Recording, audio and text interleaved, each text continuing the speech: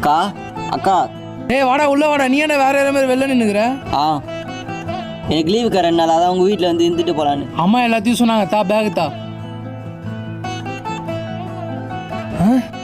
பா பாப்பா நல்லா இருக்கிறியாப்பா? நல்லா இருக்கேண்ணா. டேனியல் இப்போ ஏன் வந்தது வராதமா அந்த விலகாத வண்டி நின்று பேசுனுங்கிற?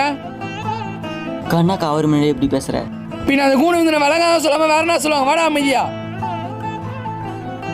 சற்று நேரம் கழித்து